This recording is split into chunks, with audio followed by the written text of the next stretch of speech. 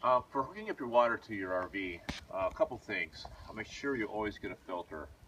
You never know what's coming out of this at the sites, so always protect your RV and your coach by making sure you put a filter on here. Something else is have a pressure regulator on here. This maintains a proper pressure, because if the line pressure here gets too high for whatever reason, it could actually cause damage to your RV. So this is a pressure regulator. You have to put it in line. Now it can be in front, it can be in back. I mean, it doesn't matter where it is as long as it's before your coach. I always put it here on the front of my filter. But the filter itself can take the pressure, whatever comes out of here, but I just put it in front just because it's convenient for me. And where do you get that filter from?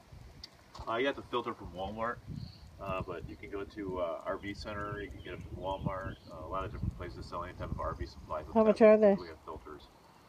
Filters typically run about $10, and it'll last a whole season. So. And what's a season? About 3 months. 3 months?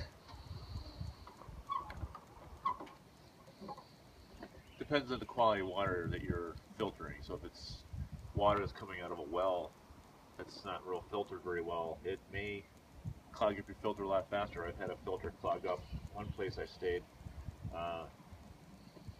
just in the week that I stayed there, so it was pretty bad. So how do you know when to change it? You'll either start getting a low flow, or I change it every 3 months just to make sure. I remember one time when we were shaking it, and we heard a lot of sentiment in there. What was that? That was the one that clogged up in a week. Yeah, that was a pretty bad one. So you hook it up here to the shore, and then put your filter on. It has an arrow on the actual filter, so you know which way it flows. Water flows in a direction, so it's going to flow from here this way with the arrow. This way, so always do it with flow. Now, do you need a special hose? Yeah, you have to have a drinking water hose. You can't just use any hose. So make sure you're getting a drinking water hose. They like to say on the hose that you buy for drinking water. That's fine. And so you whatever can't. length you need. I got a 35 foot. You can get a 20 foot. You can get longer. You can put them together if you need longer hose. But get what you need.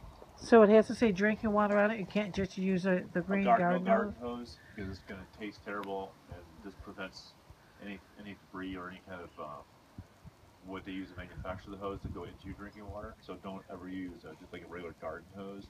It has to be a drinking water hose. Okay. And what is that silver thing on the edge of that? This is a stress relief, so it doesn't kink. So this is called the stress relief for the hose.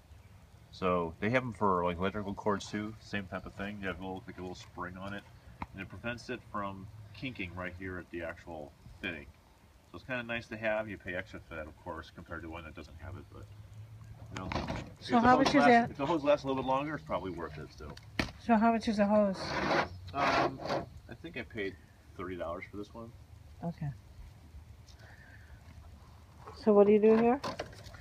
Now I have an opening in the bottom of my RV, so I can just put it through. So I can just close this door when everything's hooked up. And you're gonna hook it to your inlet. So I have an inlet right here. I take off my cap. I hook it up, thread it on.